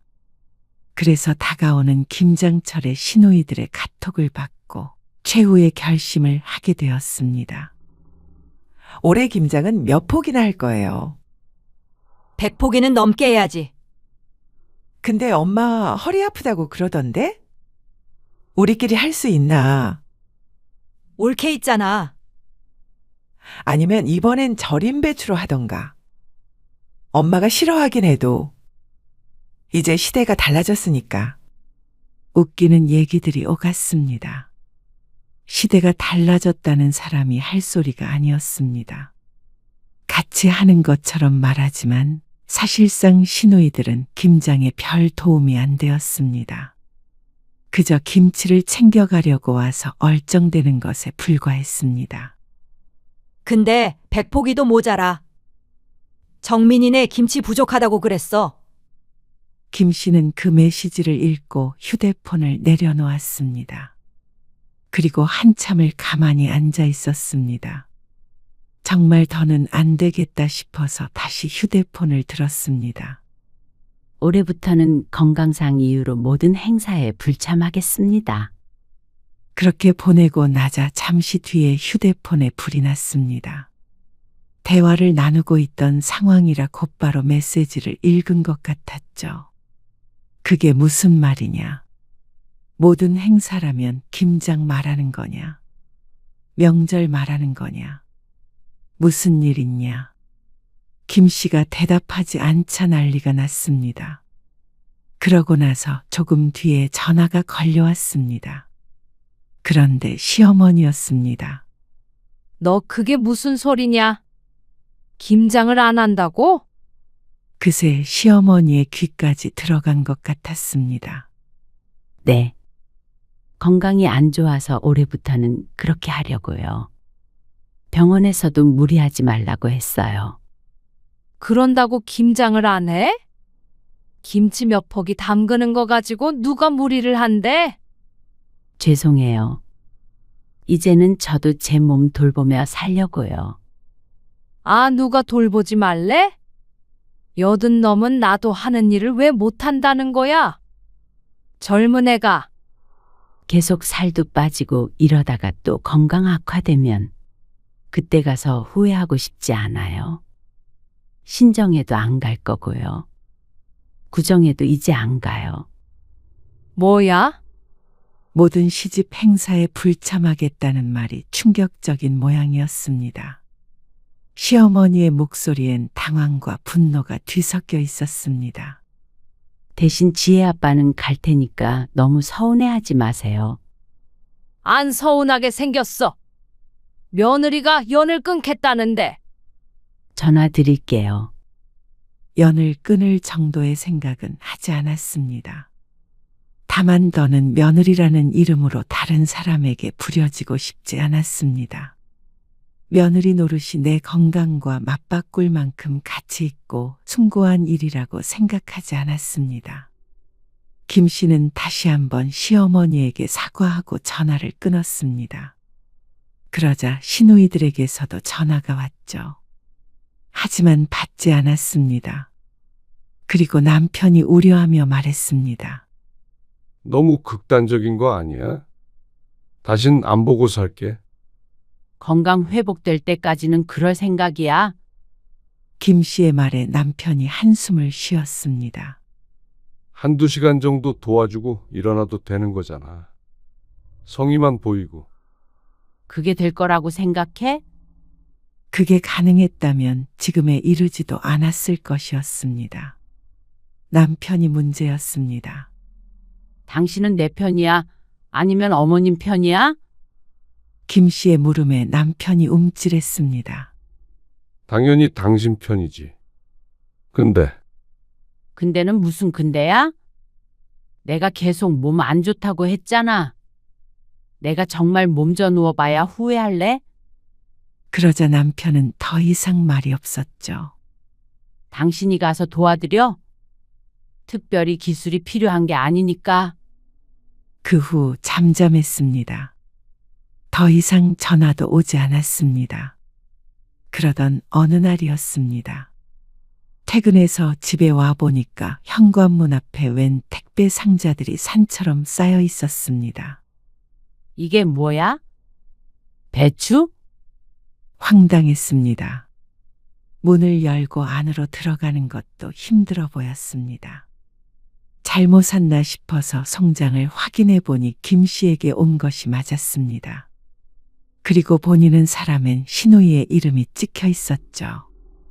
어처구니가 없었습니다.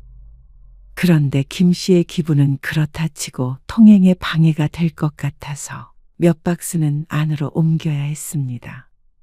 남편도 당황한 것 같았습니다. 여보, 이것들 다 뭐야?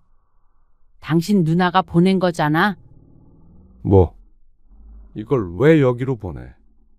나보고 김장하라는 거겠지? 그리고 그때 전화벨이 울렸습니다. 신우이였습니다. 옳게. 택배 받았지? 네. 받았어요. 내일 엄마랑 같이 갈게. 김장하러. 살다 이런 아나무이는 처음 보았습니다. 막내 신우이 뜻만은 아닐 것이었습니다. 시어머니의 지시일 가능성도 높았습니다. 아무리 김장에 참석하지 않는다는 며느리가 괘씸해도 그렇지 어떻게 이런 생각을 할 수 있는지 박수라도 쳐주고 싶은 마음이었습니다. 제가 힘이 없어서 이것들 전부 1층에 내놓지는 못하겠는데 복도에 둘 테니까 도로 가져가세요. 아니면 반송하던지 할게요. 김 씨의 말에 신우이가 펄쩍 뛰었습니다. 아니, 진짜로 김장 안 할 거야? 도대체 올케는 뭐 하는 사람이야? 우리 집 며느리 맞아? 그렇게 따지면 형님은 남의 집 식구 되신 건데 왜 참견을 하세요? 뭐야? 신우이들은 참 이상했습니다. 며느리에게 김장을 시키고 싶으면 자신들도 자기 시집에 가서 김장을 해야 하는 거 아닌가 싶었습니다. 도대체 왜 그런 생각은 못하고 만만한 사람만 괴롭히는지 어처구니가 없었습니다. 저 이제 정말 더는 못해요. 누가 저보고 시집 식구들 때문에 암에 걸렸다고 하던데 정말 그렇게 만들고 싶으신 거예요? 뭐야? 누가 그런 말을 해? 미친 거 아니야? 누가 그런 말을 했는지는 안 중요하고요. 왜 그런 말을 했는지 좀 생각해 보세요. 올케 정말 웃긴다. 올케 아프다고 그래서 우리 엄마가 이런저런 사정 다 봐준 거 알아 몰라? 전혀 모르겠네요. 배추는 가져가세요. 김장할 생각 없어요. 김 씨는 그렇게 전화를 끊었습니다. 그럼에도 불구하고 다음날 시집 식구들은 기어이 김장을 하겠다고 집까지 찾아왔습니다. 그리고 김 씨는 문을 열어주지 않았죠. 이거 너무한 거 아니야? 어떻게 우리를 이렇게 문전박대해? 그리고 지금 당장 이걸 다 어떻게 옮기라고? 문 밖에서 소리치는 것을 무시했습니다. 남편도 굳은 표정이었습니다. 김 씨에게 화가 났는지도 몰랐습니다. 정말 저대로 돌려보낼 거야? 어머니가 80이 넘었어, 여보. 안쓰럽지도 않아. 그러는 당신은 내가 안쓰럽지도 않아? 남편은 복잡한 표정으로 김 씨를 바라보았습니다. 당신 앞으로 경계를 지켜주지 않으면 나는 이제 나 혼자 살 거야. 그 말에 남편의 표정이 울그락불그락해졌습니다.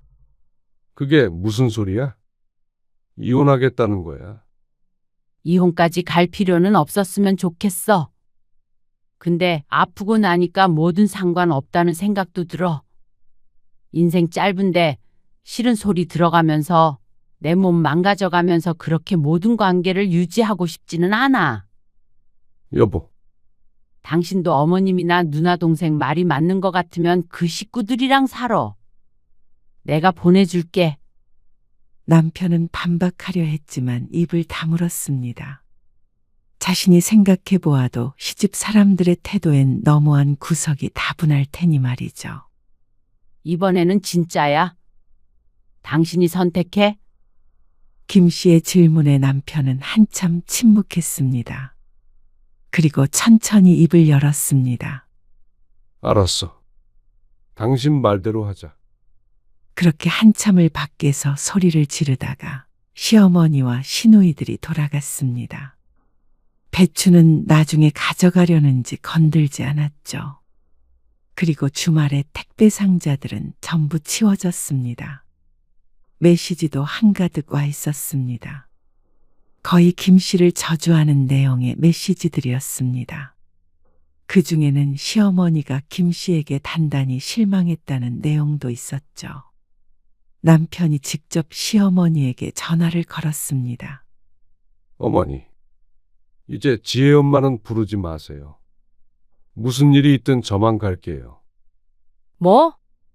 네가 지금 무슨 소리 하는 거야? 그거 다 꾀병이야. 수술한 지가 언젠데 아직도 암 타령을 하고 있어. 누가 그 속을 모를 줄 알고. 어머니, 그만하세요. 병원에서도 무리하지 말라고 했어요. 정말로요. 아이고, 네가 여시한테 홀렸다. 여시한테. 여태 순한 척하면서 어떻게 살았다니. 어머니, 계속 그러시면 저도 안 가요. 뭐야? 너 말 다 했어? 자꾸 그렇게 화내고 그러시면 거리 두고 살 수밖에 없어요. 일단 김장하실 거면 제가 갈게요. 네가 뭘 와? 설에도 저만 가고요. 어쨌거나 이제는 며느리는 없는 셈 치세요. 다음에 갈 테니까 그때 얘기해요. 남편은 전화를 끊었고 김 씨는 남편을 바라보았습니다. 됐어. 남편의 말에 김 씨는 고개를 끄덕였습니다. 이런다고 지난 세월이 사라지는 것은 아니었지만 남편이 이렇게 분명히 선을 긋는 건 처음이었습니다. 미안해. 진작 이랬어야 했는데. 나 때문에 당신이 아프네? 남편이 김 씨의 손을 잡았습니다. 처음으로 남편이 내 편처럼 느껴지는 순간이었습니다. 그 후로 시집과의 관계는 사실상 단절되었습니다. 연락도 많이 왔는데 김 씨는 굳이 확인하지 않았습니다. 보나마나 좋은 소리가 아닐 게 뻔했으니 말이죠. 그리고 김 씨는 시집과 거리를 둔 후 조금씩 변하기 시작했습니다. 살도 2kg이나 쪘고 잠도 잘 잤습니다. 매번 시집에 갔다가 탈진하던 패턴이 사라지니 체력도 좋아진 것 같은 기분이 들었습니다. 착각일지 몰라도 심리라는 게 몸에 중요한 역할을 하는 것 같았습니다.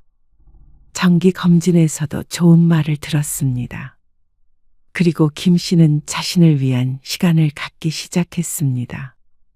딸의 조언을 들어서 동네 요가원에 등록했습니다. 몸이 뻣뻣하고 나이가 있으니 남들과 같은 자세를 취할 수는 없었지만 확실히 혈액순환이 잘 되는 것 같은 느낌이었습니다. 몸을 천천히 움직이며 호흡에 집중하는 시간이 좋았습니다. 그동안 얼마나 몸을 혹사했는지 깨달았습니다. 직장은 그만두지 않았습니다. 충분히 관리하며 일할 수 있었습니다. 외부적으로 힘든 일만 없다면 말이죠. 그리고 남편이나 딸과 가까운 곳으로 여행도 다녔습니다. 남편과 진지하게 이혼도 고려했지만 그래도 남편이 노력을 많이 하고 있어서 더는 이혼 생각을 하지 않았습니다. 물론 또다시 같은 상황이 된다면 김 씨는 그때도 자신을 위한 선택을 할 듯 했습니다. 엄마, 요즘 얼굴 많이 좋아졌어. 그래? 그런 것 같아? 응. 생기가 있네. 김 씨는 진심으로 웃었습니다. 그래? 요즘 좀 살 것 같아? 암에 걸린 뒤로 새 삶을 부여받은 기분이었습니다. 그동안의 삶은 잊고 새로운 삶을 잘 살아야겠다는 생각도 들었습니다. 운이 좋아서 치료가 가능했으니 그것에 감사하며 나 자신을 소중하게 생각하며 살자는 다짐을 매일같이 했습니다. 당신은 어머님 댁에 다녀와. 당신 혼자 있을 만해? 내일 지혜 온대. 김 씨는 시집 행사가 있으면 남편만 보냈습니다. 남편도 안 간다는 거 억지로 보냈습니다. 나중에 자식과 갈라놨다는 원망을 듣기 싫었습니다. 김 씨도 때로는 남편과 떨어진 시간도 필요했고 말이죠. 남편이 나간 뒤 김 씨는 소파에 기대앉아 눈을 감았습니다. 아무것도 하지 않아도 되는 오후였습니다. 이렇게 편안한 하루가 있다는 사실에 감사했습니다. 건강하게 하루를 보낼 수 있다는 것이 축복이었죠. 죽을 고비를 넘기고 나서야 비로소 얻은 일상이었습니다.